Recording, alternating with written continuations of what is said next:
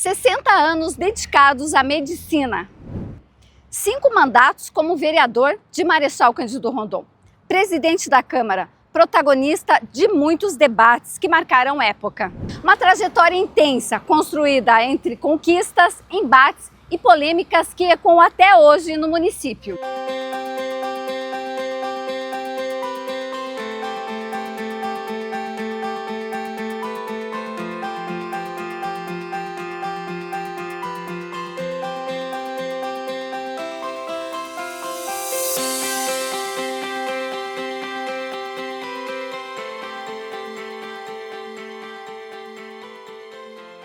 Ítalo Fernando Fumagalli, médico por vocação, político por convicção. Ao longo de décadas, salvou vidas, ganhou notoriedade. Conquistou capital político, mas também dividiu opiniões e contabilizou inimigos, muitos inimigos. Não sucumbiu quando viu o hospital que fundou ser interditado. Não se calou quando enfrentou acusações. Não desapareceu quando muitos apostaram no seu fim. Diz ter sido injustiçado, alvo de vingança política. Garante ter perdoado quem fez de tudo para prejudicá-lo, mas afirma, a lei do retorno ainda chegará para alguns. A vida pública me deu prejuízo, sem dúvida. Por exemplo, eu perdi o meu hospital, foi assim, digamos, foi uma providência do mundo político. Né? Não satisfeitos em terem me caçado 8 anos, né? Tiveram que me atingir financeiramente e empresarialmente, né? Mas não conseguiram me aniquilar, né? Então, não deu certo, assim, o objetivo era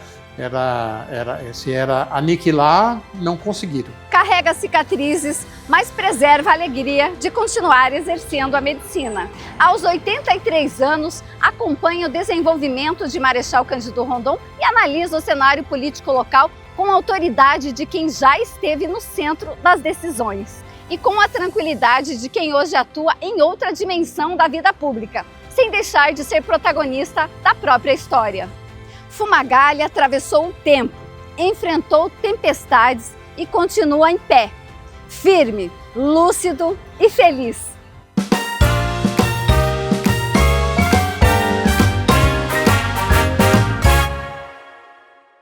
É um prazer estar contigo, Ítalo Fernando Fumagalli. Da mesma forma, é um prazer estar contigo, com o presente aqui no meu consultório. Dr. Fumagalli, não poderia deixar de incluir nesse programa, o programa Histórias da Nossa História, afinal o senhor faz parte da história de Marechal Cândido Rondon. Então, quero agradecer desde já por o senhor ter aceito me receber para a gente bater um papo, relembrar muitas histórias do passado, da sua trajetória, enfim, são 60 anos de medicina. Certo, o médico, né, que chegou aqui lá pelos idos de 1968 aqui na região, né, é uma época muito diferente do que nós temos hoje de recursos disponíveis para a atuação de um profissional da saúde. Nós realmente temos um certo orgulho, não falso assim, mas da nossa performance na medicina. Nós nos consideramos assim, um privilegiado, um abençoado por Deus, né, por tudo que nos permitiu de contribuir para a saúde dos nossos clientes. Doutor, o senhor chegou em Marechal Cândido Rondon, acabou de falar nos idos dos anos, perto dos anos 70. O senhor veio para exercer a sua profissão, já era médico. Eu gostaria que o senhor contasse um pouquinho para nós como é que a sua história começa a fazer parte da história de Marechal Cândido Rondon. Bom, eu sou da turma número 9 da Universidade Federal de Santa Maria. Eu fiz um curso muito bom, né? E tive, assim, também, como estudante, uma performance boa. Naquela época tudo era diferente. Hoje, por exemplo, eu tenho um neto meu que também está se formando médico esse ano. E eu acompanho o curso dele, tenho dado apoio na medida do possível, né? Ele é também um estudante de muito boa performance, mas é muito diferente do meu tempo. O meu tempo, a gente tinha que se esforçar bastante para atuar não apenas dentro do currículo, mas também lateralmente, participando de equipes, de plantões, quer dizer, indo além do currículo, né? E eu fiz um curso muito bom. A minha universidade, até hoje, ela tem renome. Então, eu saí pelo mundo aí procurando ser um médico.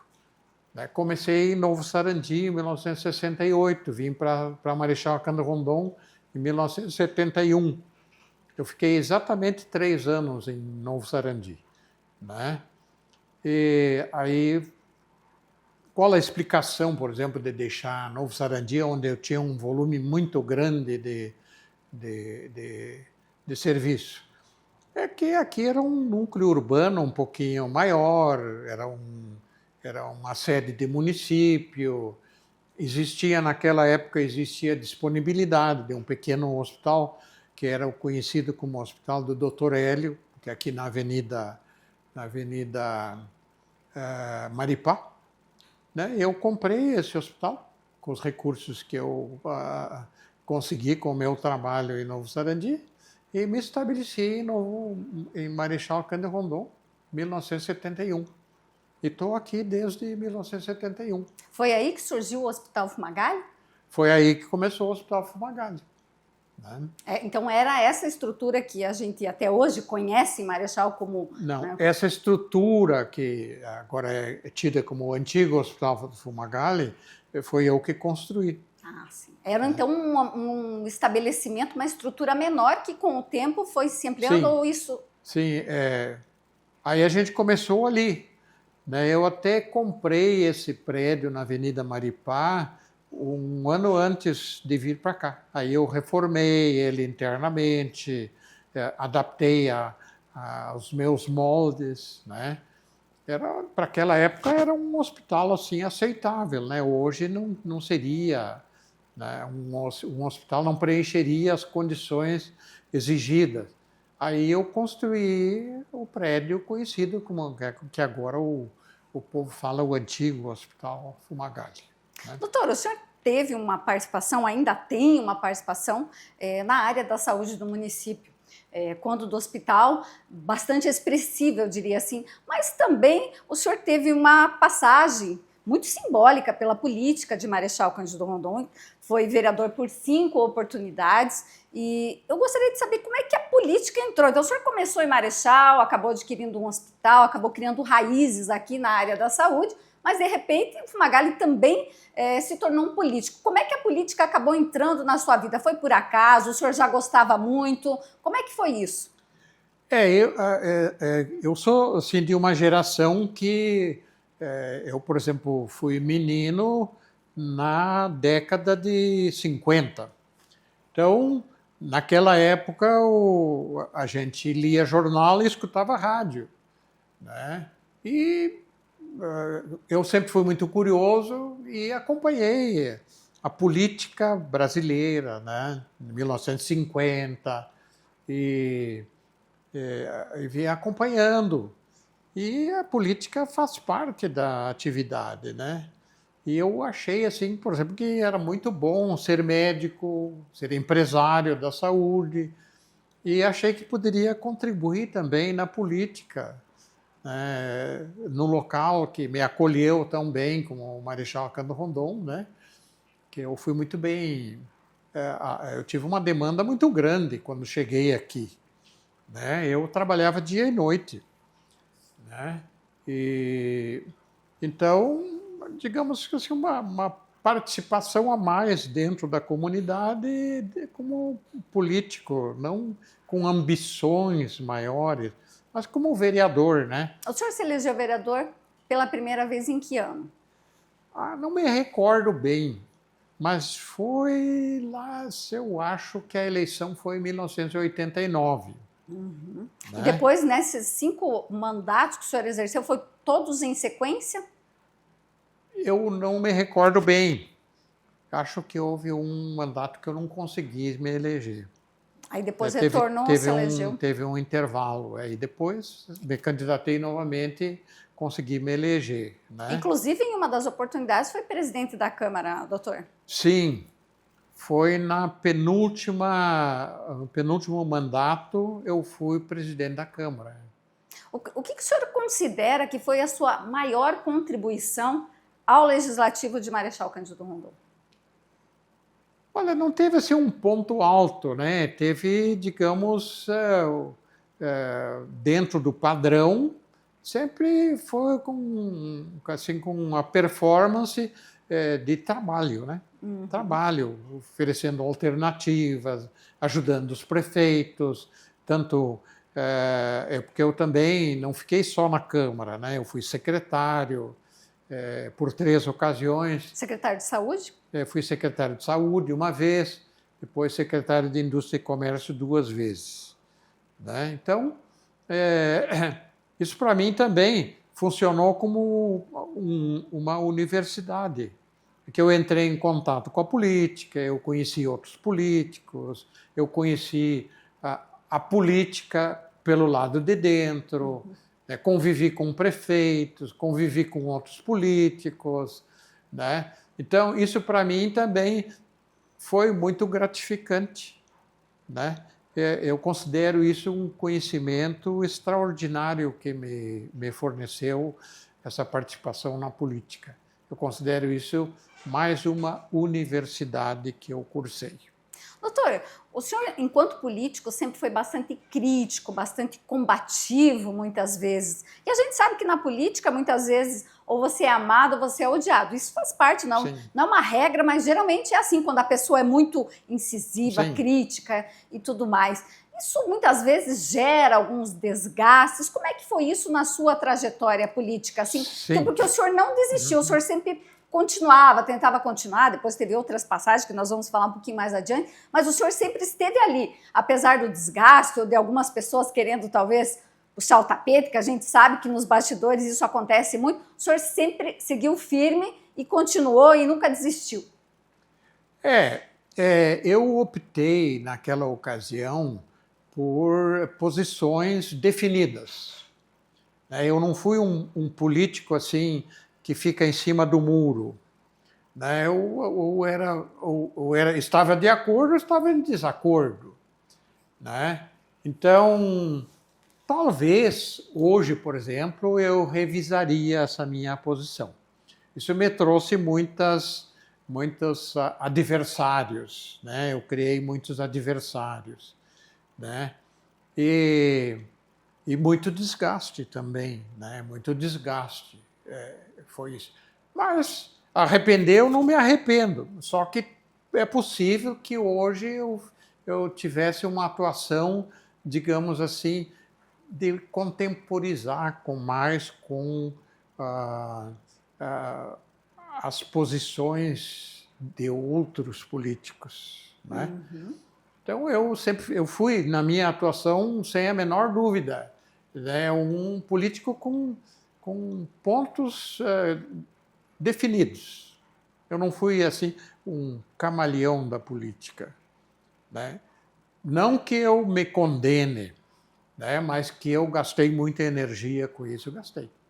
Doutor, o senhor acabou, depois da sua eleição para a 5ª legislatura, o senhor acabou ficando por um tempo ali inelegível, se não me engano foram 8 anos. E aí, o senhor não ficou com uma sensação, por exemplo, de que poderia ter contribuído mais, mas essa inegibilidade, de alguma maneira, acabou interrompendo, vamos dizer assim.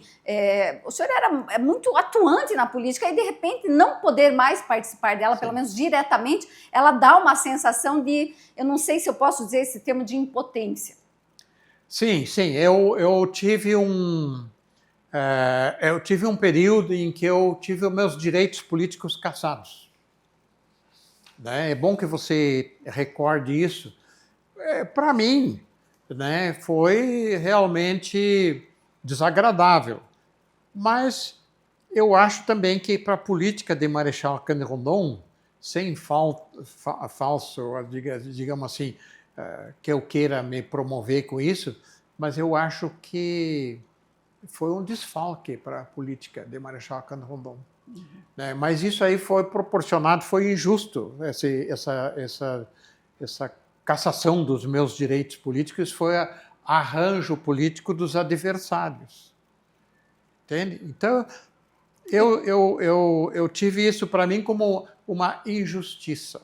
Depois o senhor tentou voltar, ensaiou uma candidatura a prefeito, depois foi a vereador e também teve a candidatura impugnada. Ou seja, isso foi em tese, uma perseguição, eles não davam trégua. Quando o Fumagalli tentava ressurgir, eles iam Sim. lá, mais ou menos por aí que o senhor entende todo esse processo. Houve isso, é que os adversários, eles sabiam que eu tinha, digamos, uma visão bem nítida, né, e que eu era crítico, né, e eles queriam me calar, e conseguiram me calar. Foi isso aí, mas foi uma construção. Né? Hoje, por exemplo, a gente vê no quadro atual o Bolsonaro querido pela metade, ou quem sabe mais da metade da população brasileira, dos eleitores, e calado. Então, isso aconteceu comigo também. Foi mais ou menos isso. Não que o crime que eu teria cometido, quer dizer, eu andei com o meu carro e o meu carro não estava no meu nome. E eu não, durante a campanha, por ingenuidade desse detalhe, não registrei na campanha como um carro alugado da empresa que era minha. E isso que foi que resultou a minha cassação.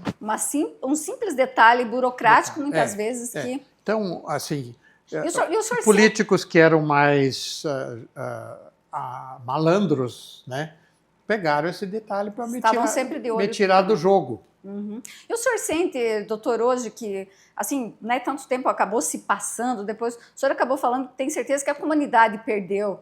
O senhor também tem esse sentimento de que poderia ter contribuído muito mais, porque, querendo ou não, tudo passa pela política. Sim. Essa minha posição crítica na política, né, chamando ladrão de ladrão, né, que nós tivemos isso, você sabe que existiu e existe, aqui em todas as comunidades, com maior grau ou menor grau, né? Com isso eu consegui esses inimigos dentro da política, né? E tive também não só esse prejuízo, mas outros prejuízos mais. Mas assim mesmo ainda sobrou para mim viver, eu não morri de fome. Doutor, o senhor falou bastante vezes inimigos, né? A gente Sim. sabe que a política traz Sim. isso, né? O senhor acha que o senhor fez mais inimigos ou mais amigos na política? Olha, eu vou em todos os lugares hoje, em Marechal Cândido Rondon, né? Eu acho que eu tenho mais amigos na população, né? E os meus inimigos é de uma elite política pequena. Uhum. Então, eu tenho mais amigos do que inimigos. O senhor transitou entre a política e a medicina. Em algum momento, quando o senhor atuava das duas maneiras, isso chegou a, vamos dizer assim, atrapalhar uma ou complementou a sua profissão? Vamos dizer, enquanto político, acabou que atrapalhou, o senhor não pôde se dedicar tanto, ou em nenhum momento isso aconteceu, foi apenas algo que lhe completou, e como uma pessoa se sentindo mais completa por estar ajudando a comunidade, o senhor se sentiu mais feliz profissionalmente? Eu vejo o político com uma certa similaridade do médico. O médico procura resolver o problema da saúde das pessoas. E o político, no meu ponto de vista, deveria procurar resolver os problemas políticos da comunidade. Então, os problemas políticos são doenças da comunidade. Né? Hoje, por exemplo, se a gente anda pela rua, assim, no meu critério, a gente vê os defeitos da administração. Né? Apesar de que eu, por exemplo, vejo com bons olhos o prefeito atual. Acho que o prefeito atual ele está a um nível, um patamar um pouco acima dos anteriores, dos que o antecederam, né? Então, hoje eu não tenho o olhar crítico. Eu poderia criticar isso, aquilo outro, né? Estão fazendo isso, estão fazendo errado. Né? Que é quando eu era político, eu botava a boca no trombone, né? Assim, que tenha atrapalhado na minha profissão, não.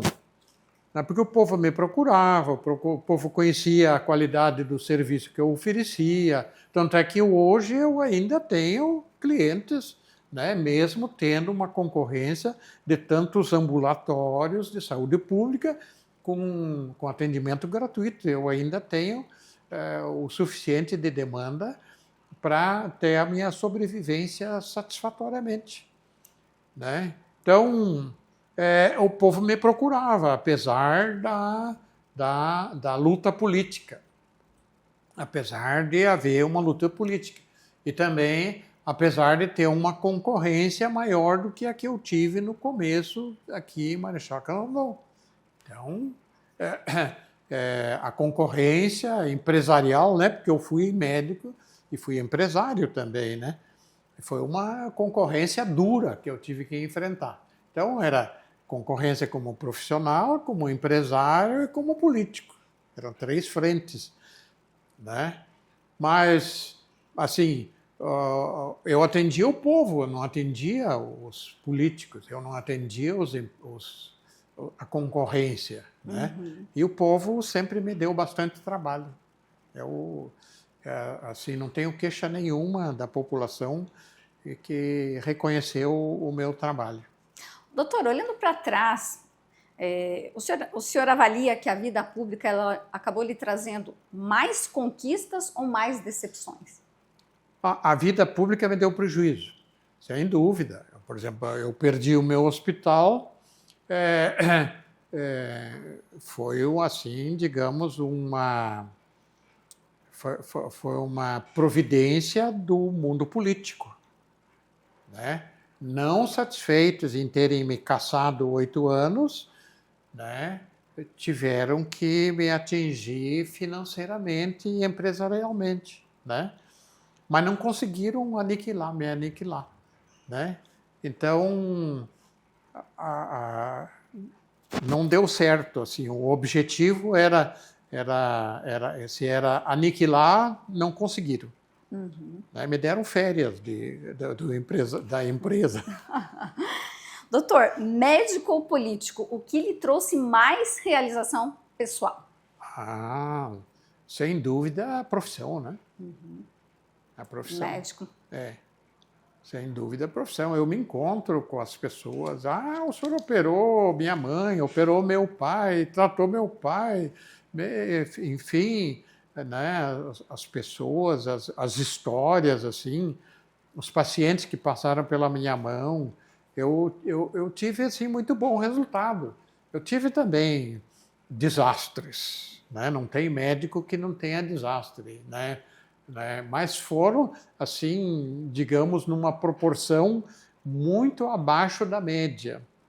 Então, eu tive um resultado muito bom. Não que eu me avalie, mas os números assim, que eu consegui foram muito bons. Pensando agora, assim, o senhor, né, citou um outro caso, teve algum momento assim que lhe marcou bastante, seja enquanto político, seja como médico? Eu sei que são vários momentos, né? Mas teve algum que de repente o senhor lembra assim com tanto carinho, que tocou o coração, que o senhor guarda de alguma maneira especial quando o senhor lembra, né, da sua caminhada na medicina e a caminhada na política? Olha, assim, na política, ela é segundo plano. Primeiro plano é a profissão. Assim, o caso marcante eu estava em Novo Sarandi. Por exemplo, eu cheguei em julho, ali eu comecei em julho, né? Comecei a trabalhar e médico novo não tem assim muita confiança da população, né? Vinha quem não tinha outro jeito de ir no outro médico, né? E eu cheguei em julho, então era final do ano, era o Natal, né? A noite de Natal. Então eu estava quieto em casa, porque a casa era perto do hospital, né? E ficava a enfermeira no hospital, e aí ela chama na noite do Natal, chama o doutor, tem uma parturiente aqui. Aí eu fui lá ver a parturiente, inclusive era uma parturiente assim, sem poder aquisitivo, né, que naquela época, em 1968, né, tinha um tipo de estabelecimento na região, e principalmente em Sarandi, que eram as olarias, as cerâmicas. Uhum. Então, era uma família, trabalhadores da cerâmica. Aí eu fui examinar a paciente quase que meia-noite do Natal, né? Aí examinei e era gravidez gemelar. Nossa. E o gêmeo que se apresentava estava atravessado. A gente chama em obstetrícia de través. E com a mão para fora. Nossa. Aí eu tentei, quer dizer, que era o que é a obstetrícia. Eu fiz um estágio muito bom de obstetrícia na casa maternal em São Paulo. Isso no tempo que eu era estudante, né? Então eu fiz uma formação também extracurricular. A gente fazia muitos estágios em São Paulo, nas férias. Eu tentei fazer a versão, não deu, aí partimos para fazer a cesariana. Retirei as duas crianças, e estava chovendo, né? E eles tinham vindo a Marechal Cândido Rondon, não tinha médico, tinham viajado no Natal. Quatro Pontes também, o médico não estava, então eu era o último recurso, ia morrer todo mundo. Aí eu fiz a cesariana, retirei as duas crianças, eu sabia fazer, né? E na noite do Natal, os dois gêmeozinhos. E no outro dia de manhã, chegou lá no hospital uma missionária para levar roupas para as crianças. Era a esposa do missionário que tem o nome de rua aqui. Expedicionário Otto Grins? Missionário Maier, Pastor Maier. Pastor Maier. Então ela já era viúva, aí ela atendeu a família e me deu uma Bíblia, né? Então essa Bíblia eu sempre guardei. Aí depois, mais tarde, aqui em Marechal Cândido Rondon, eu tive a ocasião de atender um pastor infartado também durante a noite, e eu fiz o diagnóstico e mandei ele para Cascavel, onde ele fez a coronário, como é que chamam? A cinecoronariografia, o nome, e colocaram os stents para ele, e ele viveu mais uns 20 anos. Aí eu contei para ele a história, né, que é a pastora da comunidade dele, ele falou, mas eu quero essa Bíblia para o museu da... Aí eu dei a Bíblia para ele, ele me deu uma em troca. Uhum. Né? Esse pastor já morreu também, ele me deu em troca, eu tinha a Bíblia com a dedicatória da pastora. Aí ele me deu em troca uma Bíblia com a dedicatória dele, né? Ele já morreu, provavelmente o filho vai querer essa Bíblia para o museu. Uhum. Então, esse fato de operar essa paciente lá repercutiu um pouquinho e o povo começou a confiar um pouco mais. Aí depois logo em seguida, veio um outro caso, que chovia muito naquela ocasião. Naquela ocasião, 1968, 69, eram os governos militares. Eles tinham incentivado muito a agricultura, então eles financiaram maquinário, tratores para os agricultores, né? E os agricultores não tinham carro de passeio, eles usavam o trator. E aí, num domingo também, logo em seguida, num domingo, um colono colocou a família em cima do trator, a mulher sentada no paralame da roda grande, as crianças atrás, e veio para o culto. E lá, pelas tantas, deu um solavanco com o trator, fez uma catapuca, jogou a mulher na frente e passou com o pneu por cima da mulher. Então, teve um esmagamento de perna e de abdômen. E chegou, quer dizer, era ali, só tinha que ir ali no doutorzinho novo, né? Não tinha outro recurso. Aí foram lá, eu fiz o diagnóstico que tinha hemorragia interna e abri a paciente. Aí estava cheio de sangue no abdômen e eu comecei a tirar o sangue, né? Já naquela época não tinha banco de sangue, mas tinham os doadores da comunidade. Aí já a enfermeira foi tirando o sangue para doar sangue, porque ia morrer por hemorragia, né? E eu tirei assim, de repente tinha, naquele sangue tinha um órgão que não era sangue. Aí eu olhei assim, melhor examinei, que era um pedaço do rim. Tinha esmigalhado o rim. Aí como eu identifiquei, o rim é uma coisa que sangra muito, fui lá e pá, pincei as artérias renais, aí parou, diminuiu o sangramento, limpei, lavei, continuava sangrando. Aí eu olhei, né? Minha doente, eu mesmo que fiz anestesia, porque eu sabia fazer anestesia, né? E aí eu olhei assim para cima, estava o fígado sangrando também tinha esmagado o fígado.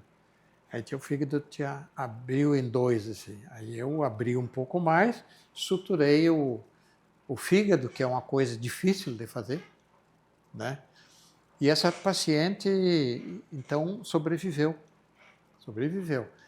Aí eu ganhei a confiança da população, né? Ganhei a confiança da população e a minha profissão decolou com aquilo ali, né?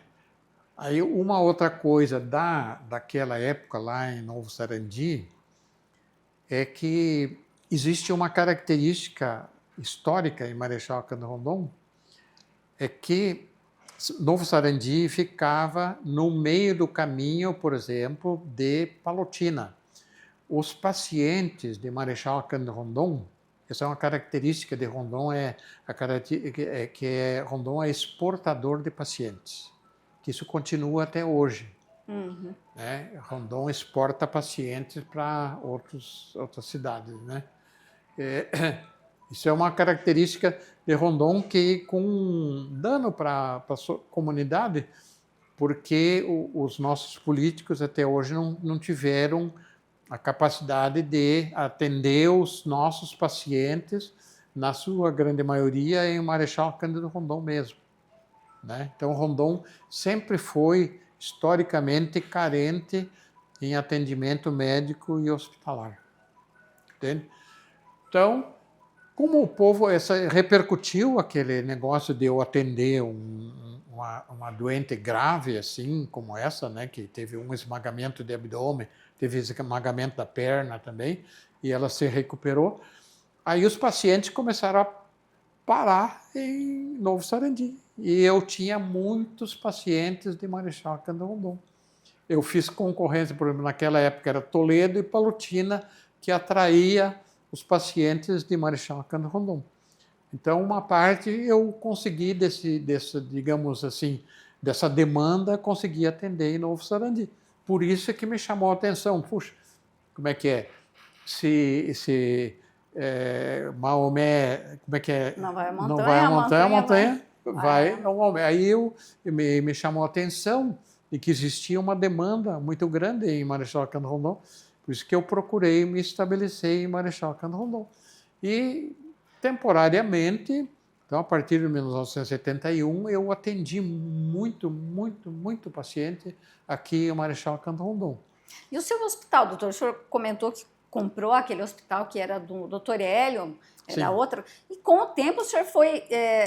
como é que é a história do Hospital Fumagalli? Foi sendo construído aos poucos? Começou em que ano? O senhor lembra isso? O senhor pode fazer esse resgate para a gente? Eu construí por etapas. Né? Eu trabalhava, nunca fui assim médico careiro, né? Mas eu trabalhava muito, então eu tinha uma boa renda e eu fui construindo o hospital, me dirigindo e fui comprando os terrenos ao redor, né? E fui me dirigindo com a construção para fazer a frente do hospital, que eu achei mais apropriado, aqui numa rua mais tranquila do que a Avenida Maripá, né? Então, assim, agora um detalhe menor, por exemplo, né? Rondon, naquela época não tinha asfalto na rua, então o meu consultório era dentro do hospital e tinha muita poeira, tinha que fechar muito, muito. O hospital tinha que vedar todo ele, né? E tinha muito calor. Então, os primeiros 2 aparelhos de ar-condicionado de Marechal Cândido Rondon foram os que eu trouxe para o meu consultório e para a minha sala de cirurgia. 2 aparelhos que eu comprei na Casa São Paulo, que não existe mais, em Toledo, né, que era, naquela época era, digamos, que vendia equipamento assim, elétrico, eletrônico, essas coisas, aparelho de ar-condicionado, né? Então, aí, naquela época, o aparelho de ar-condicionado foi muito útil para mim salvar uma paciente. Essa é a outra paciente, não vou contar mais história de paciente, não. Essa paciente, depois, ela ficou 50 anos sob meus cuidados. Ela teve eu não vou, assim, não vou dar a origem da meningite, que ela foi, a não ser que vou dizer que foi uma meningite iatrogênica. Uma meningite causada por médico. E me apareceu com 42 graus de febre num sábado e anêmica. Eu tinha um pequeno aparelho também, que eu trouxe quando vim de Porto Alegre, porque eu quando vim, não vim de Santa Maria, eu vim de Porto Alegre, que me dava o exame de urina rápido, era uma microcentrífuga, e o hematócrito, que era um exame assim, fundamental, dentro de um hospital, para ver o grau de hemorragia. E eu vi que ela estava anêmica, ela tinha sofrido uma cirurgia 2 dias antes, era um sábado, então ela fez a cirurgia na quinta-feira, o médico deu alta na sexta-feira porque ele viajava no sábado, e no sábado ela passou mal, aí ele não estava, ela me procurou, né, com 42 graus de febre, paciente de uma cirurgia recente de cesariana, né, e era uma meningite violentíssima, assim. E ela teve eu tentei baixar a temperatura, né, e ela teve uma convulsão e abriu a cirurgia, a gente chama eviscerou.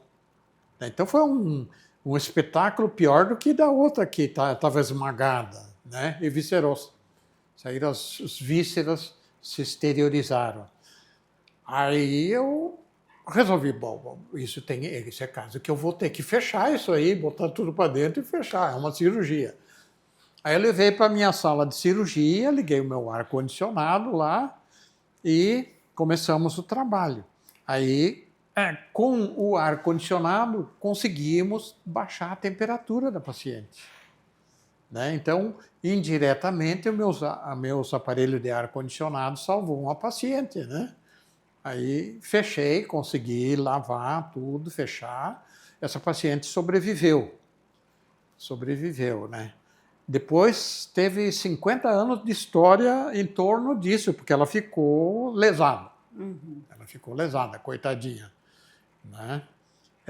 Até que ela morreu, aí o meu hospital estava interditado, que ele foi interditado por motivos políticos, né? Foi uma vingança que foi feita por políticos que queriam me atingir.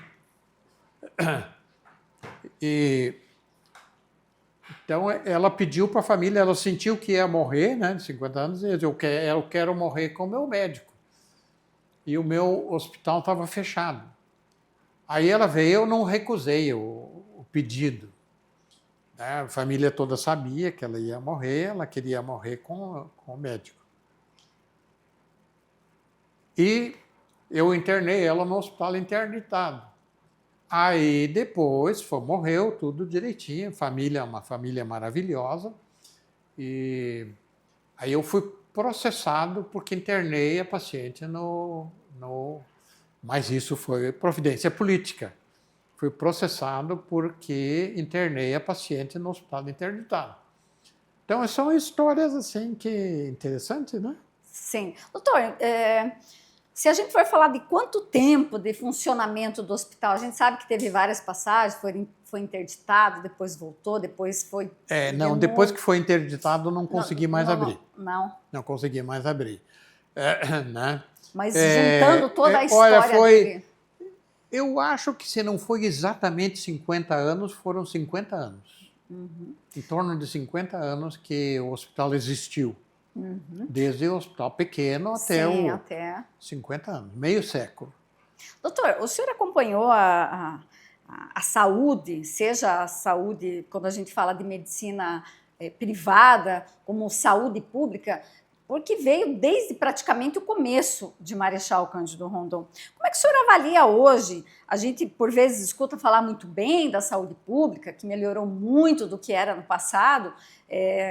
Também, por exemplo, quando a gente fala de medicina privada, não sei se naquele tempo havia mais hospitais, né? Havia mais hospitais, hoje a gente vê um pouco mais reduzido, já não temos mais também, vamos dizer assim, tinha uma família tradicional, né, com um hospital tradicional aqui em Marechal, hoje já é um outro grupo que está operando esse hospital. Tivemos recentemente a construção de um outro hospital.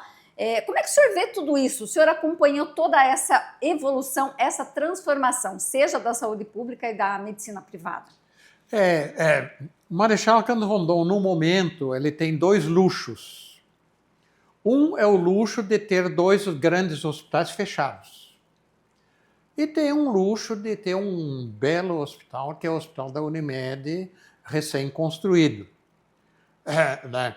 Agora, os grandes hospitais estão aí.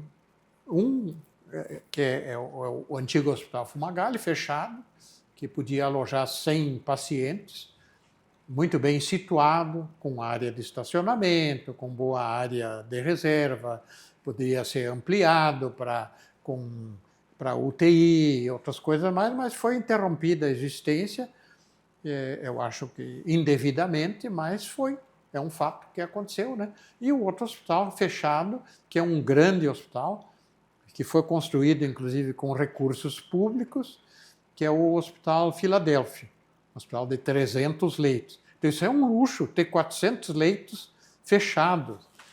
Mas o outro luxo é o Hospital da Unimed, que é um hospital moderno, estrutura moderníssima, que está sendo implantado, né, porque o hospital ele é como toda empresa tem que ter uma alma, que é o empresário. Né? O hospital ele tem que ter um corpo clínico consistente.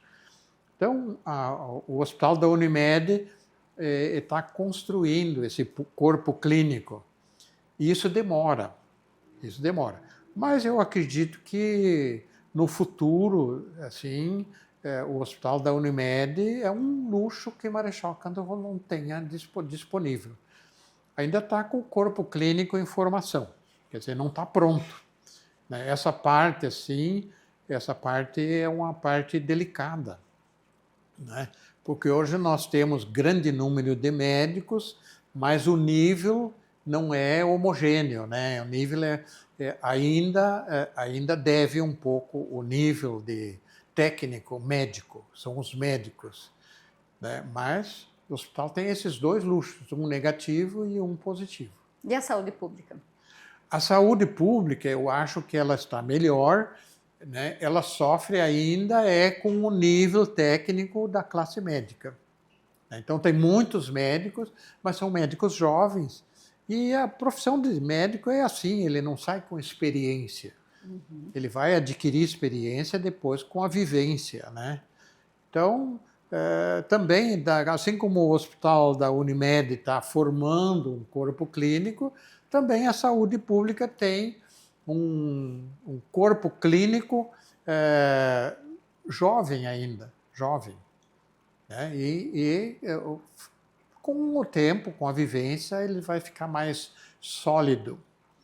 Né? Então, a população ainda sofre da inexperiência da classe médica que atende Marechal Cândido Rondon.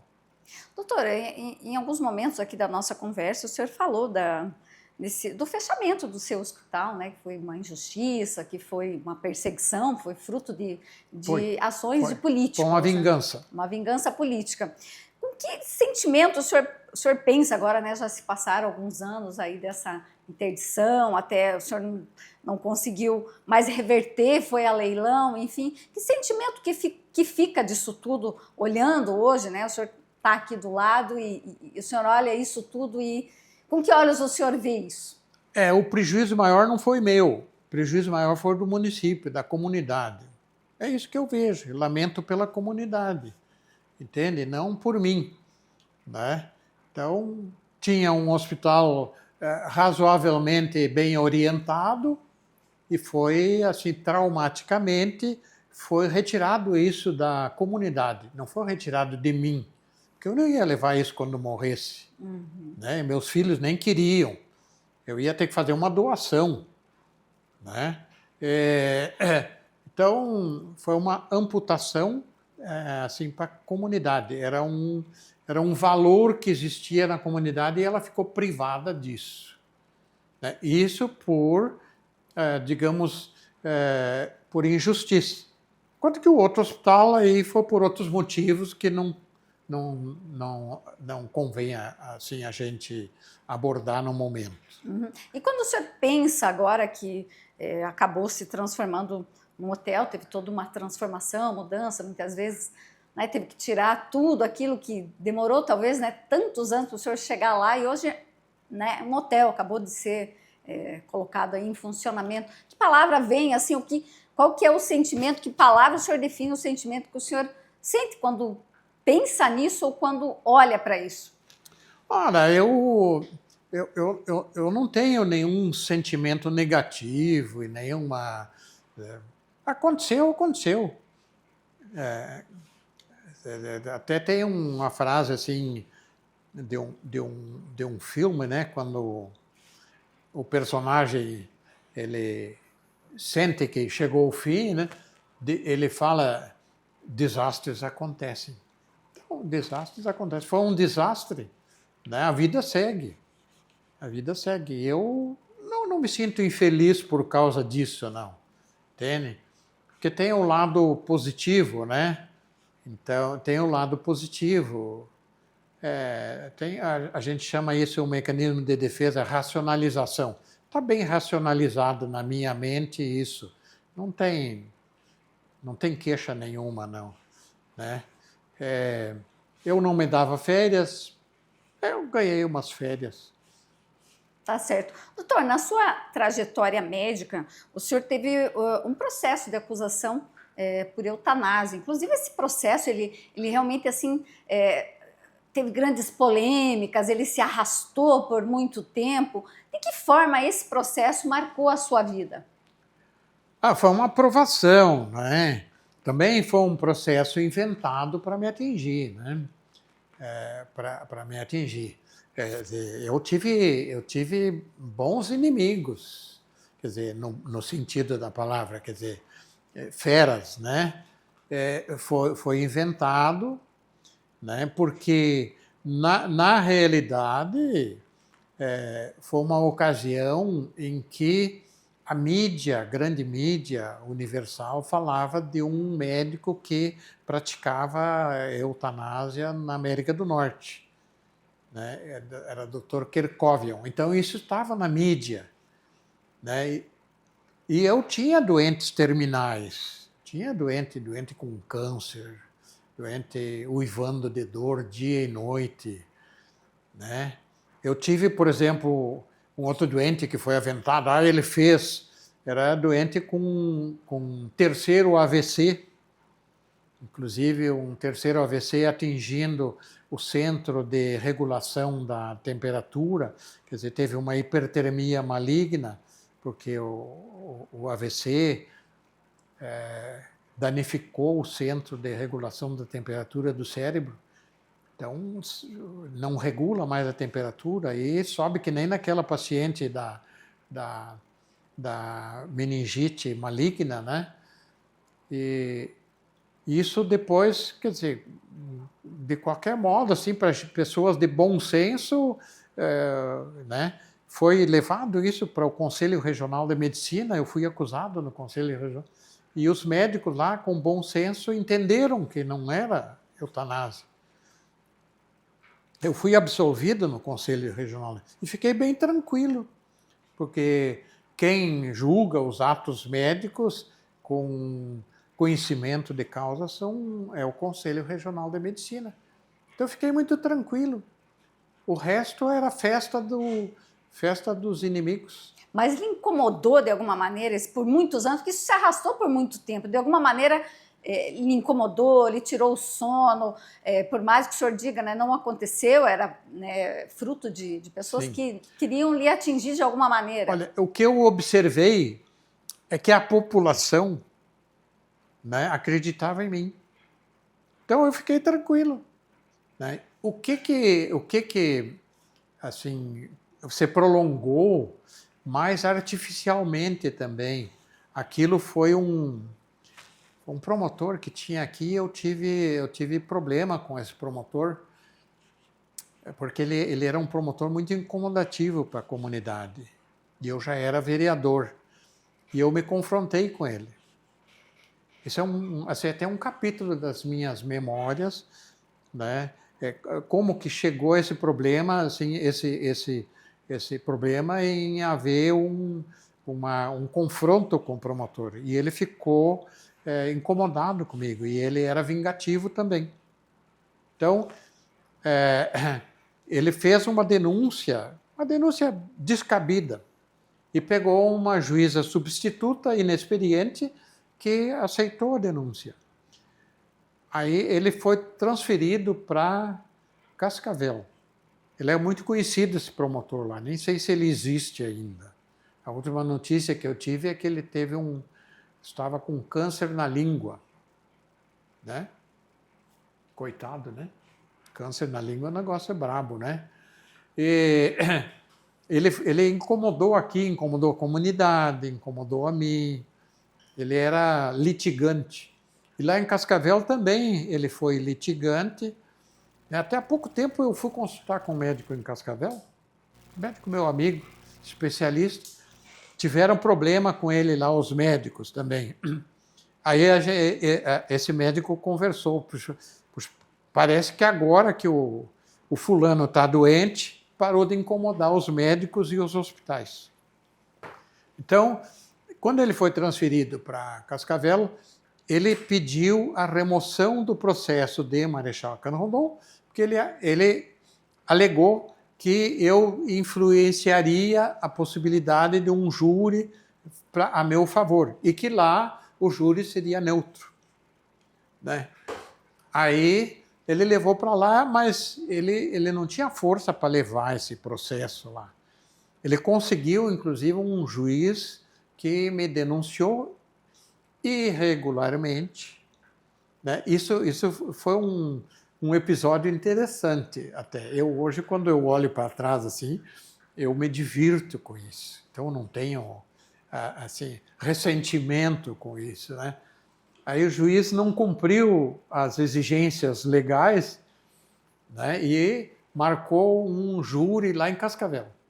E como ele não contribuiu, eu conversei com meus advogados, ele falou, se ele não cumpriu, ele está em falta, né? Aí eu não compareci. Aí ele mandou me prender, eu me foragi, e os meus advogados entraram com um habeas corpus e conseguimos reverter, e o juiz ficou desmoralizado, né? Então, aí a imprensa fez um auê muito grande, médico, tem ordem de prisão e tal, né? Mas quando eu revertia, a imprensa não me deu o mesmo destaque. Não deu. Eu tentei conversar, não, mas... E o senhor tem algum ressentimento quanto a isso, que a imprensa não lhe abriu o mesmo espaço? Não, me serviu para mim avaliar bem a imprensa, né? Tem de todo tipo. Assim como tem médicos competentes, tem médicos incompetentes, tem pessoas de má fé e pessoas de boa fé. Né? Então, uma parte da imprensa não é de boa fé. Né? Não é de boa fé, é sensacionalista, é oportunista, enfim, não trabalha no bom sentido. Né? Então, aconteceu, passou, mas eu tive a minha satisfação de derrubar o juiz, derrubar o promotor. Aí depois eu fiz uma explicação para a classe médica de Cascavel. São todos meus amigos. Eu fiz uma carta, uma circular assim, para os médicos, mas endereçado para cada um, explicando para eles. Né? E eles já tinham sentido que aquele promotor era uma pessoa de má fé. Né? E teve um médico, um traíra, sempre tem que ter um Judas, né, que foi lá mostrar a carta para o juiz. O promotor me processou por difamação. Olha só. O senhor não teve vida fácil, doutor. Aí eu fui processado por difamação. Né? Aí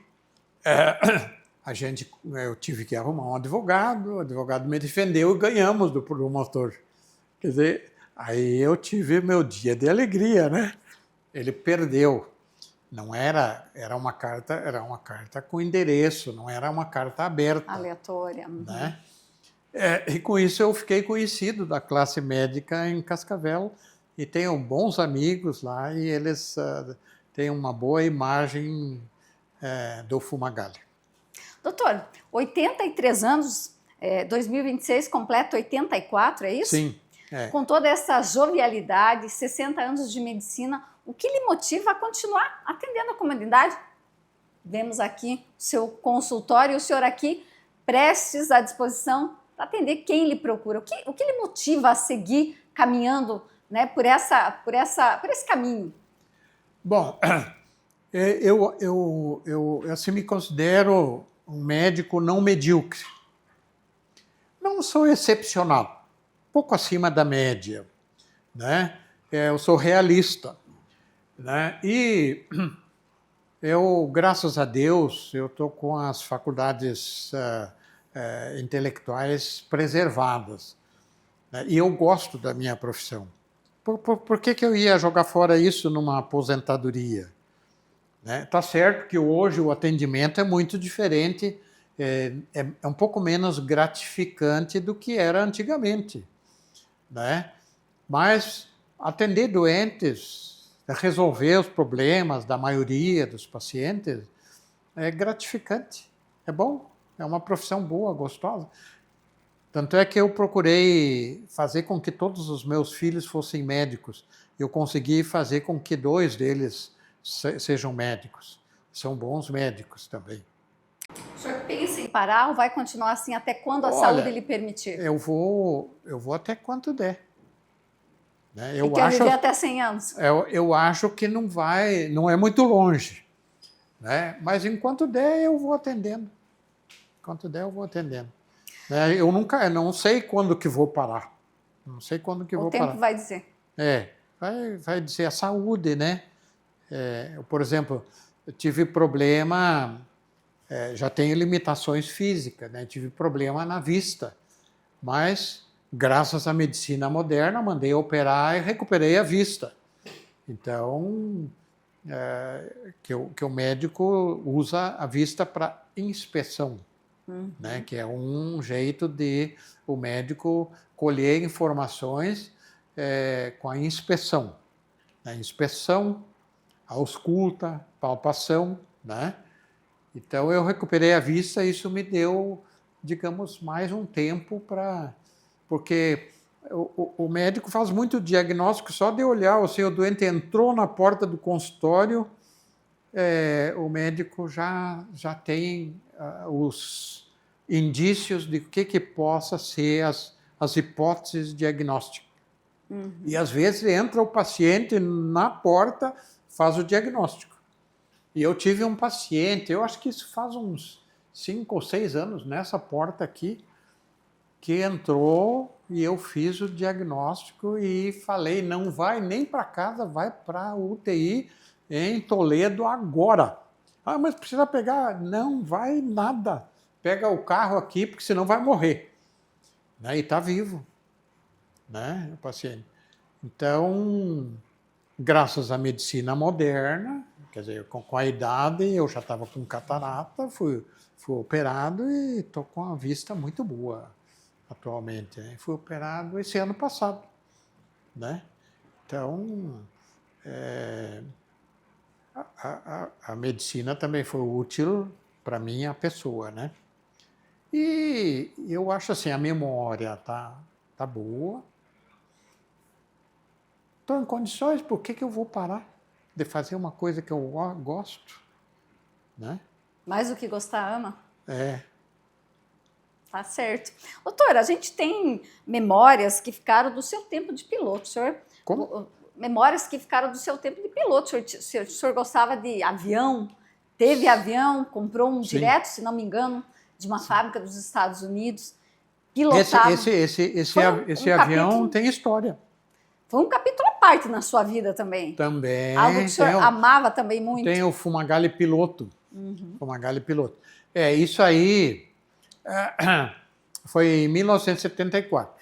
Eu estava aqui, 1 ano, 2 antes, morreu minha mãe, depois morreu meu pai, e eu tinha que ir rápido, né?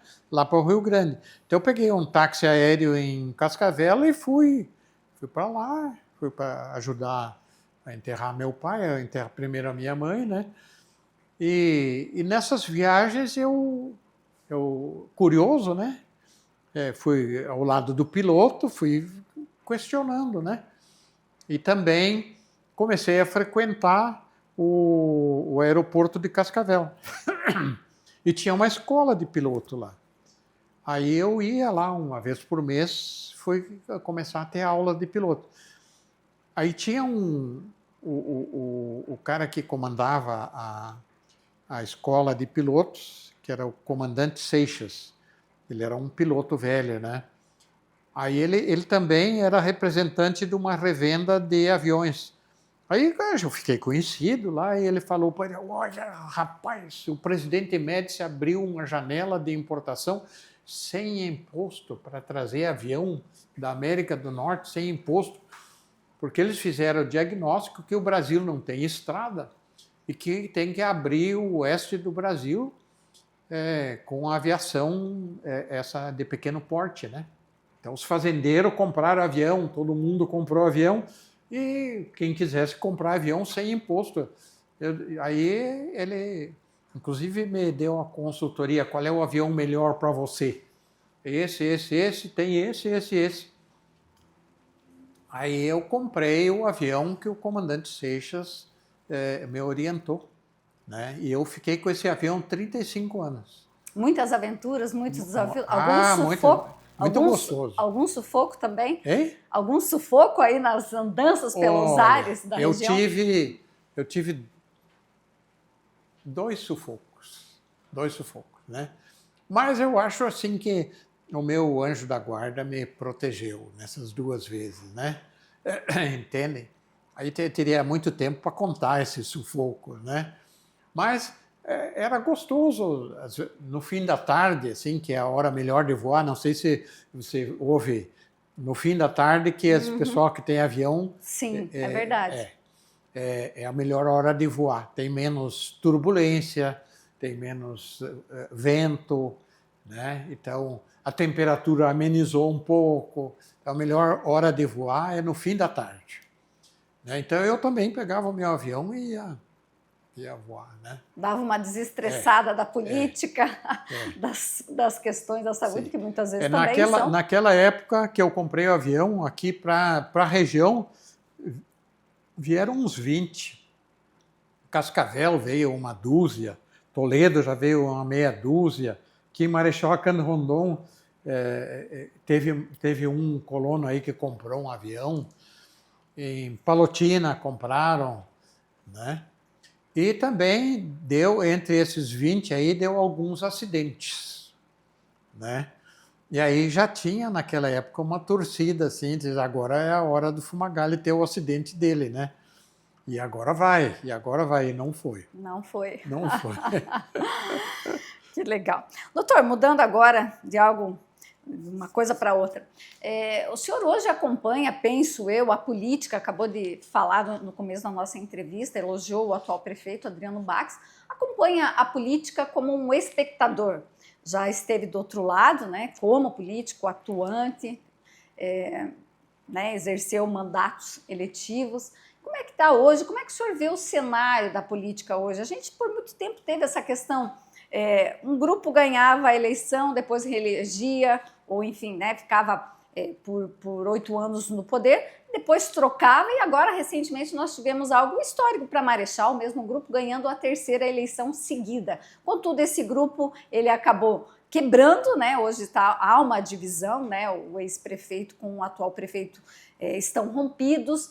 É um cenário diferente para Marechal e que acaba gerando alguns questionamentos. O que será no futuro, o que vem por aí, como será 2028? Que leitura o senhor faz desse cenário? O senhor que sempre foi muito crítico, muito combativo e muito observador enquanto político. Assim como eu faço os diagnósticos, procuro fazer os diagnósticos dos meus doentes, também estou permanentemente fazendo um diagnóstico do andamento socioeconômico da nossa comunidade. Eu vejo, por exemplo, com bons olhos a administração atual, melhor do que a anterior, entende? Melhor que a anterior. Eu acho que ele, por exemplo, ele está sofrendo algumas críticas, né? Mas acho que os oponentes dele estão sendo injustos. Entende? Então, eu vejo a administração do Bax, não conhecia ele, apoiei assim, humildemente, né? E estou satisfeito com ele. E o senhor, como o senhor pensa para o futuro? O senhor ainda se envolverá de alguma maneira na política ou não? Hoje só se alguém lhe procura, pede uma opinião, ou pede, né, sei lá, um apoio. Como é que está a participação hoje, ou como deve ser ainda daqui para frente a participação do Fumagalli nesse sentido, direto ou indiretamente na política? Eu não posso deixar de reconhecer que, pela minha atuação política e pela minha atuação como médico da comunidade, eu tenho um capital político ainda. E eu, assim, se puder, eu vou colocar sempre esse meu capital político à disposição de quem eu achar que merece. Tanto é que eu apoiei, por exemplo, o Valdirzinho como vereador. Ele foi vereador contemporâneo meu. Não foi assim um companheiro, mas dentro do quadro de candidatos, eu achei por bem apoiar ele. Apoiei, acho que ajudei um pouco. E o prefeito também, eu achei, em comparação com os concorrentes, eu achei que ele merecia o apoio, né? Então eu coloquei o meu capital político à disposição deles. E agora, em 2026, né, eu tenho posição definida, né? Acho que você sabe, né? Eu sou bolsonarista. E no Paraná? Gosta do governo do Ratinho? No Paraná ainda não está bem definido, né? Então eu estou aguardando a definição para ver Quem o Bolsonaro apoiar, o senhor vai apoiar no Paraná? É possível. Não significa que seja obrigatório. Uhum. Porque aqui em Marechal Cândido-Rondon, por exemplo, o candidato do Bolsonaro não era o Bax, né? E eu não segui cegamente o Bolsonaro, né? Eu acho que ele foi enganado aqui, né? E quer dizer, eu não tive a oportunidade de conversar com ele, mas achei que devia de obedecer à minha visão local. Uhum. Doutor, o senhor encerrou, de alguma maneira, direta a sua participação na política local, sentindo a falta de ter sido prefeito? Isso foi um sonho do Fumagalli? Não, eu fiz o que pude, né? E encerrei. Eu assim não vou mais entrar na linha de frente, não. Só como eu te falei, como, digamos, eu tenho um pequeno capital político ainda, né? Então, eu vou apoiar quem eu achar que merece. E convidar aqueles que me acompanham a apoiar. Simples, né? Como eu fiz nessa última eleição local. E em relação à eleição estadual, né? Quer dizer, federal nós já temos candidato, né? Agora estadual ainda não está bem definido. Então, na hora oportuna eu vou colocar a minha posição. Meus candidatos são esses, né? E eu convidar aquelas pessoas que me acompanham a me acompanhar mais uma vez, né? Doutor, o senhor falou em vários momentos da entrevista da comunidade. A comunidade demorou um pouquinho, mas ela abraçou, respeitou o Fumagalli médico, né? Muitas pessoas, inclusive o Fumagalli político. E quando a gente fala da comunidade, como o senhor gostaria de ser lembrado, como o senhor gosta de ser lembrado pela comunidade? Isso aí eu não tenho gosto para isso. A comunidade se lembra como quiser. Que fiquem à vontade. Como médico, como político, como médico, amando, como odiando, político, tá como tudo cidadão, como piloto, como enfim, como em todas as minhas versões, né? Que a comunidade faça o julgamento que quiser. Doutor, uma vez o senhor comentou comigo, se não me engano, foi na última entrevista que fizemos, que o senhor estava escrevendo memórias. Sim. O senhor tem esse livro pronto ou ainda está no forno? Está no rascunho. Está no rascunho. Mas a intenção é um dia tirá-lo do papel. Esses pacientes especiais que eu falei para eles estão no Fumagalli médico, meus pacientes especiais, casos especiais, assim, né? Tem os casos de desastres também, então estão. Né? E vai tirar ele do papel. Tem um livrinho assim muito inspirador, até bom para você que é repórter, que precisa de ter uma cultura geral ampla, né? Que é um livrinho que eu aconselho a ler para ver como é que os médicos se sentem sob o olhar de Deus.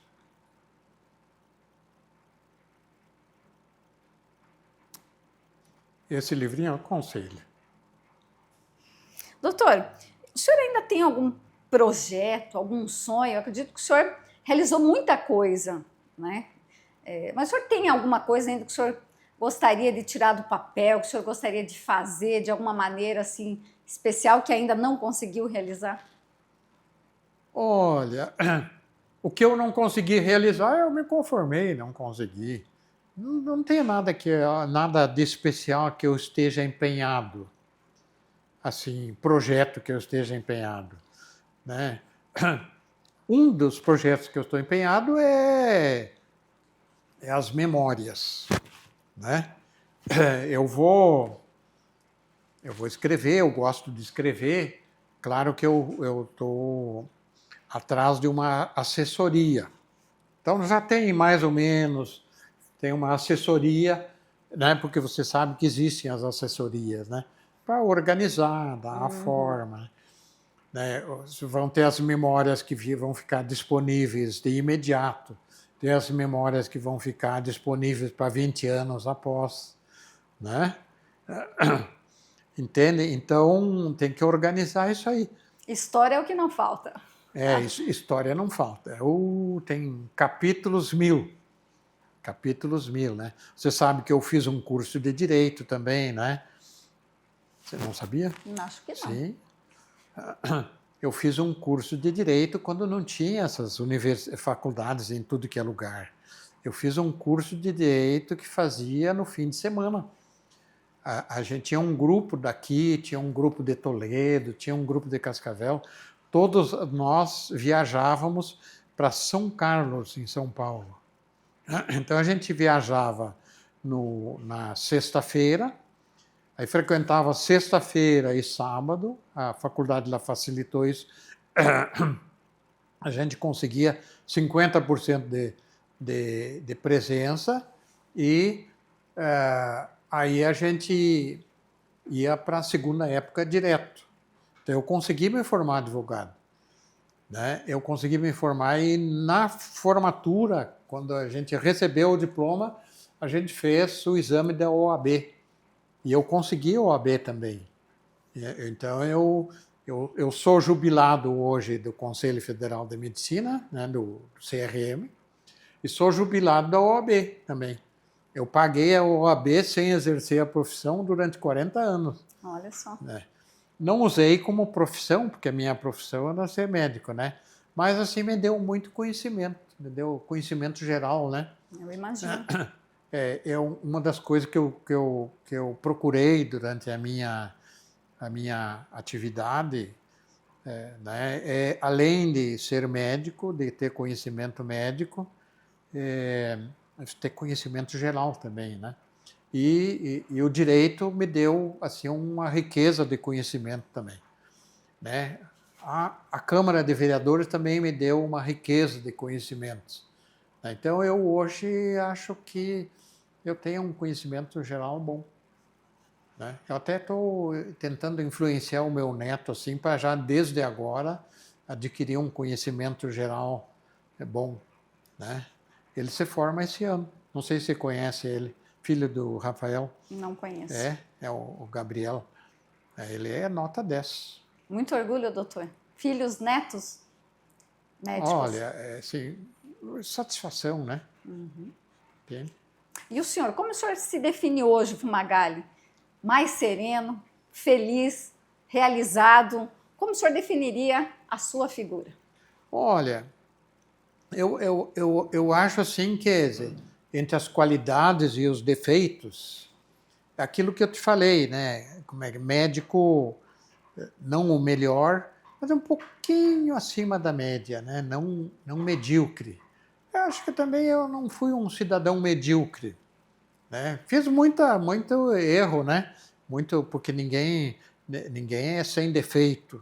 Fiz muita coisa errada, né? Mas eu fiz a maior parte das coisas eu fiz correto, entende?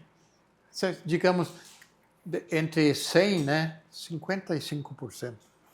Doutor, falamos em vários momentos na nossa entrevista de situações que o senhor disse que foi injustiçado, que pessoas de um determinado núcleo político lhe perseguiram, queriam lhe derrubar de várias maneiras. O senhor fez inimigos, querendo ou não, né? Muita gente fala que não é inimigo, né? Que são pessoas Sim. que são contrárias, mas a gente usa inimigos. Sim. O senhor perdoou essas pessoas que de alguma maneira tentaram lhe aniquilar, como o senhor mesmo disse ao longo da entrevista?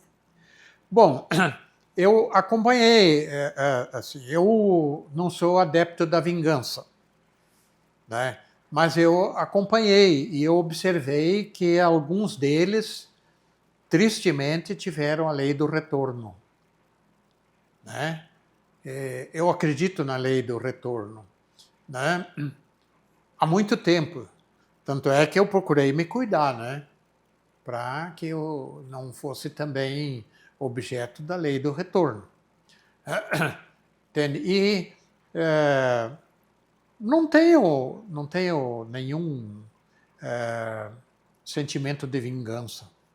Aqueles que sobrevivem, né? Eles vão certamente que fizeram mal para mim e fizeram mal para mais pessoas também. Não são pessoas que fizeram mal só para mim, né? Vão ter o retorno.